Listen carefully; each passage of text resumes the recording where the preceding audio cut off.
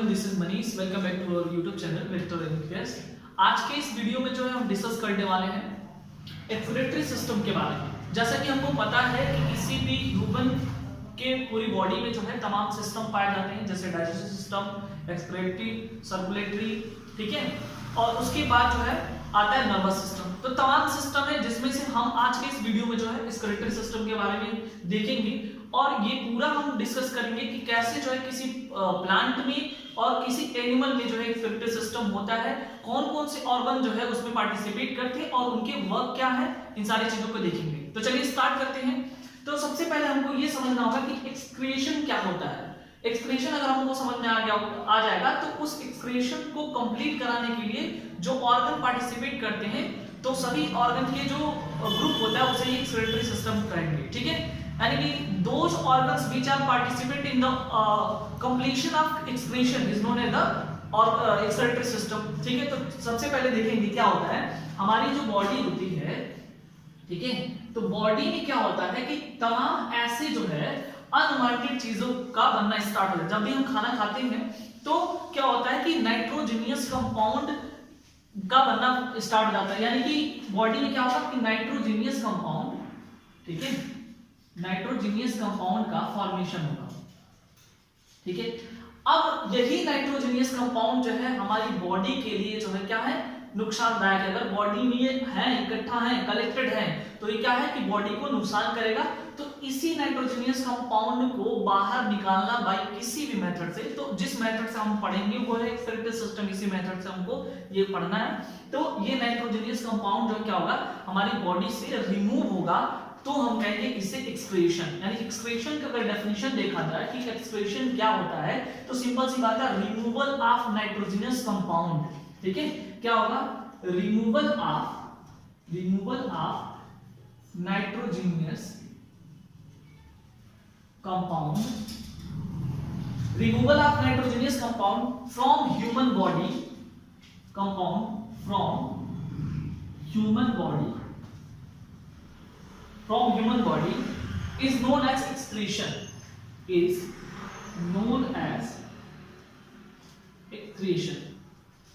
ठीक है।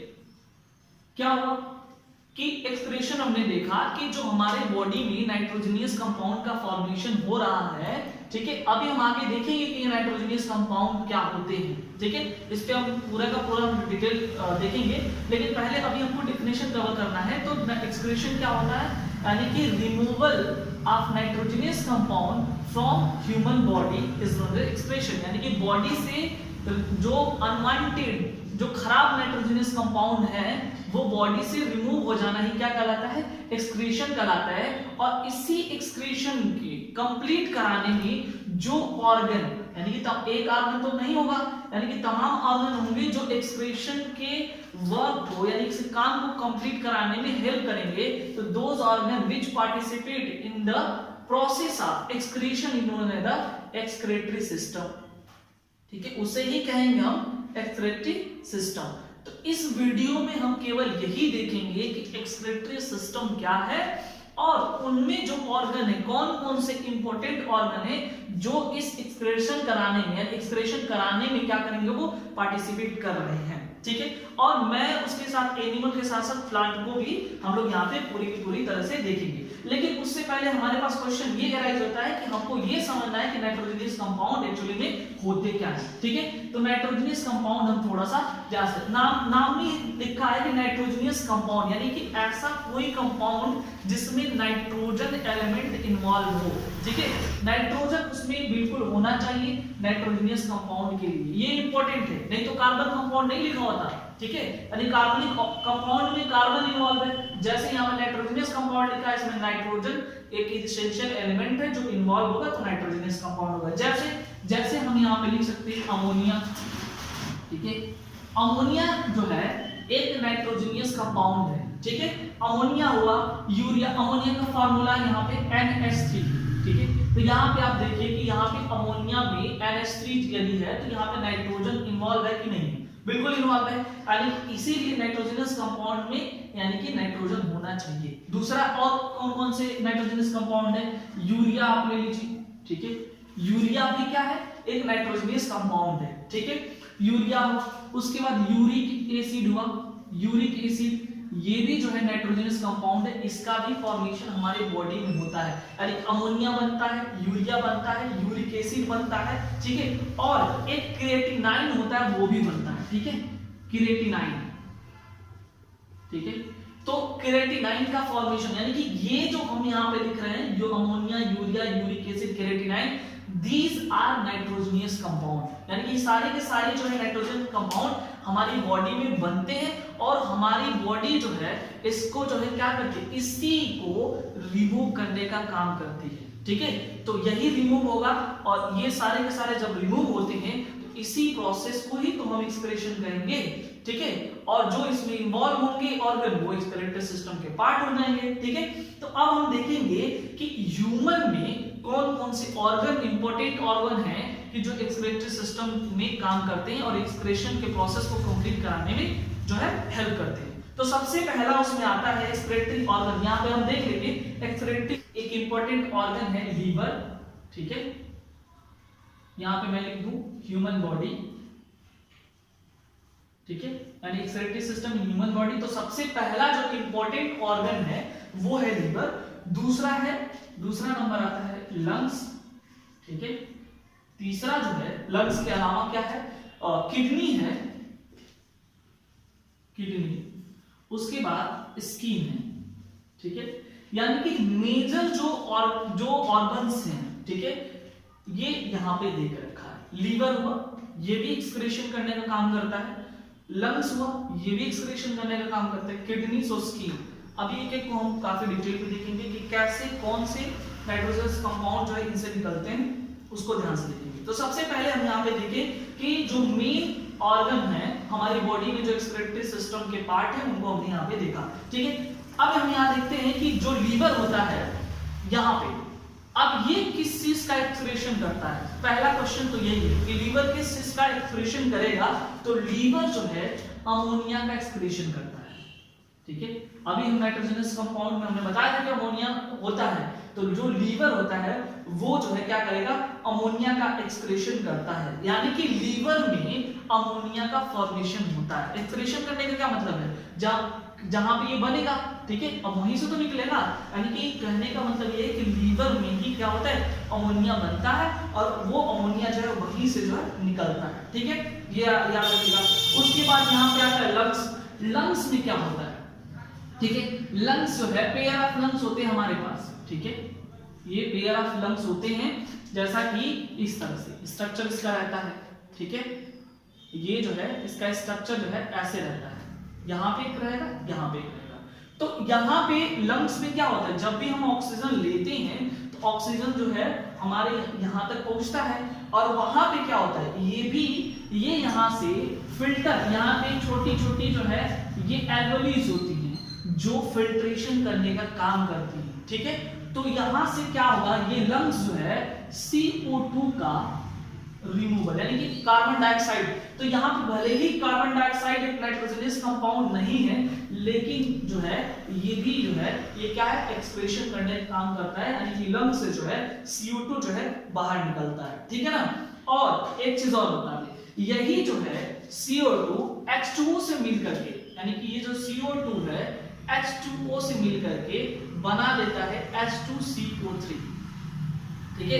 H2O जो है CO2 से मिलकर के क्या बनाता है, H2CO3, जिसे कहते हैं कार्बोनिक एसिड, ठीक है, इसे क्या बोलेंगे, कार्बोनिक एसिड बोलेंगे, कार्बोनिक एसिड, जिसे कहेंगे कार्बोनिक अम्ल या कार्बोनिक एसिड। और वही जो है कार्बोनिक अम्ल या कार्बोनिक एसिड ही क्या करता है, वो कौन रिमूव करता है, वो किडनी रिमूव करती है, ठीक है।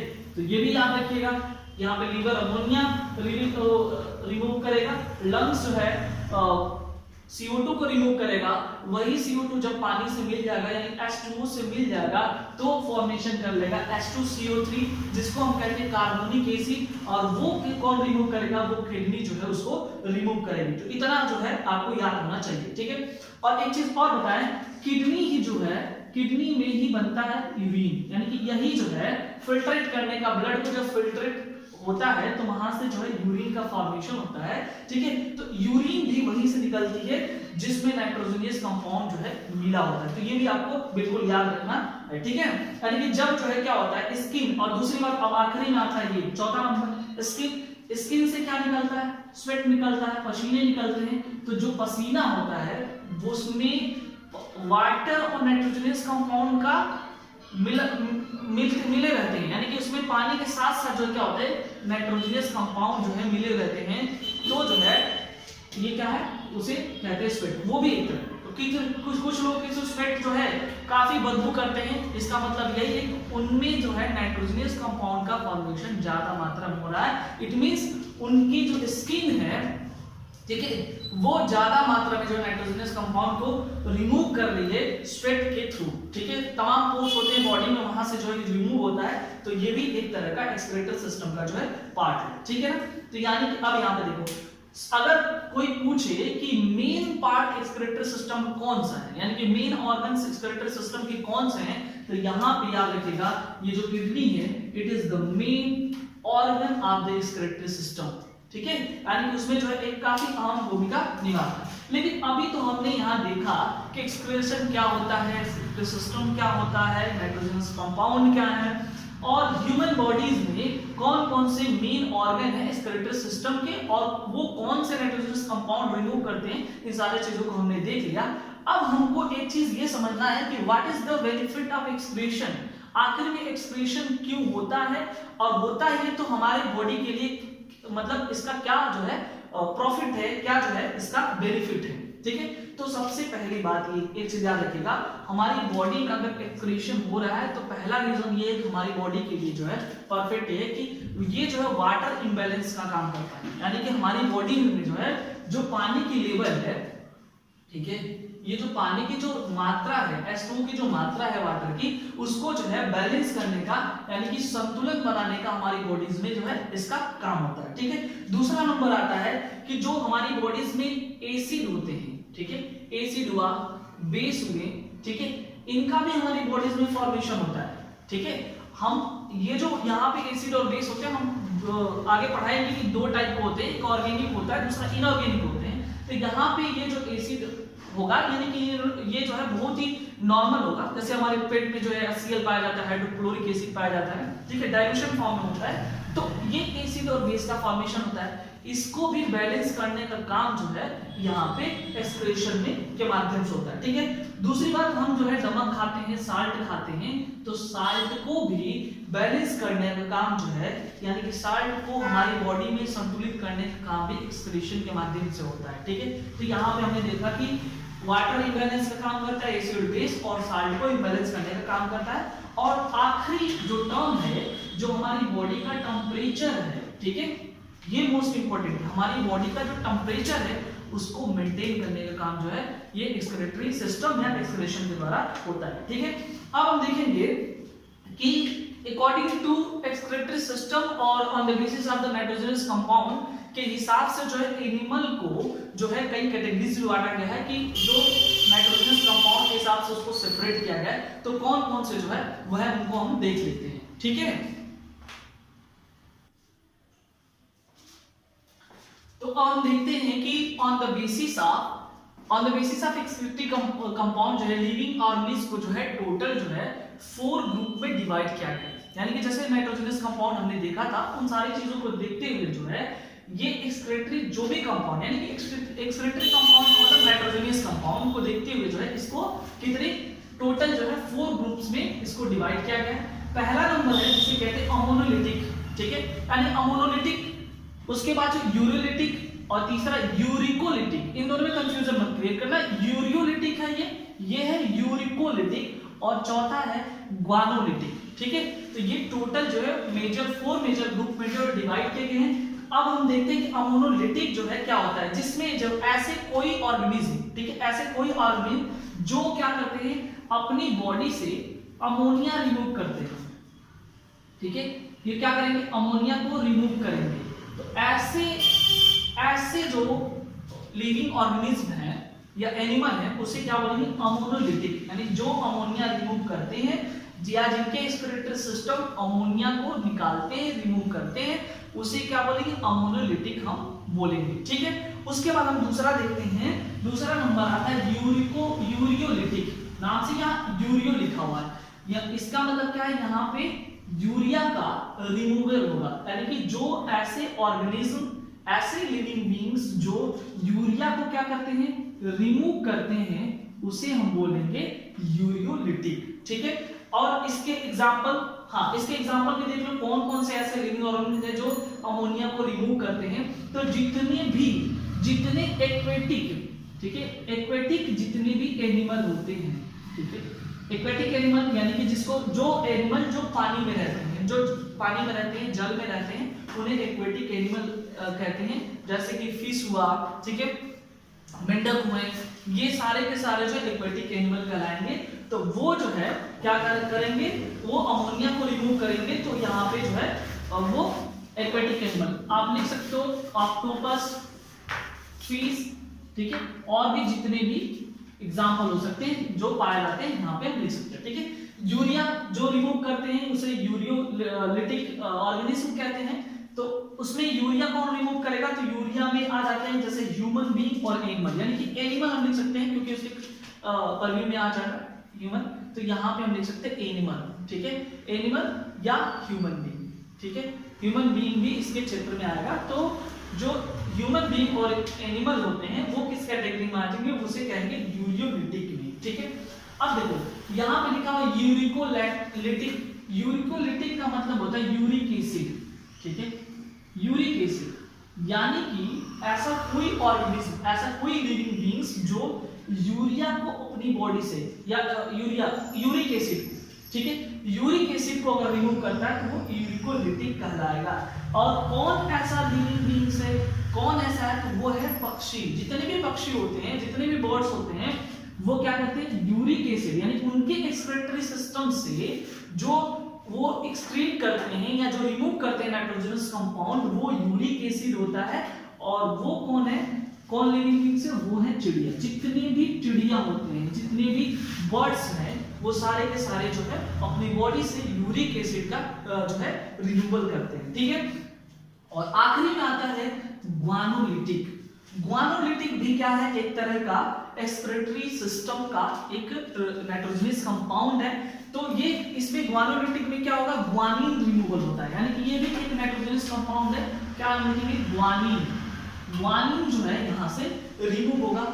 और ये जो ग्वानिन है, इसको कौन सा लिविंग बीइंग्स या कौन से ऑर्गेनिज्म के द्वारा जो है ये रिमूव होता है, तो जितनी भी जैसे मकड़ी हुए, यानी इंसेक्ट्स कह सकते हैं, जो इंसेक्ट्स होते हैं उनके द्वारा जो है ये ग्वानिन रिमूवल होता है, यानी कि नाइट्रोजनस कंपाउंड ग्वानिन जो है यहाँ पे रिमूव। जैसे मान लो कि स्कॉर्पियन हुआ, ठीक है, यानी कि बिच्छू हुआ, मकड़ी हुए, ये सारे के सारे क्या लो कि सीधे सीधे इंसेक्ट जो होते हैं ना, इंसेक्ट्स, उनके द्वारा जो रिमूव होता है, जो नाइट्रोजनस कंपाउंड निकलता है, वो है क्या, ग्वानिन। ठीक है, तो हम यहाँ पे देखें, अकॉर्डिंग टू नाइट्रोजनस कंपाउंड या हम कह सकते हैं एक्सक्रीटरी कंपाउंड्स के हिसाब से लिविंग ऑर्गेनिज्म को हम टोटल 4 मेजर पार्ट्स में डिवाइड किए गए हैं।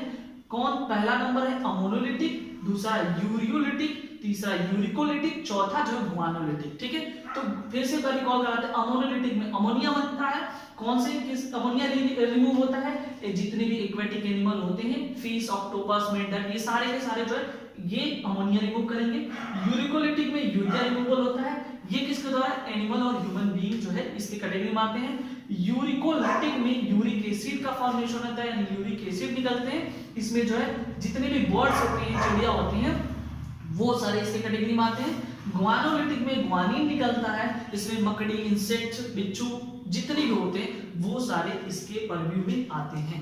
तो आई थिंक ये चीजें आपको समझ में आएगा। नेक्स्ट वीडियोज में जो है हम इसके जो अलग अलग मेजर पार्ट्स हमने डिस्कस किया था, किडनीज वगैरह का, ठीक है, लंग्स का, उन सारी चीजों को हम डिस्कस करेंगे। Thank you so much.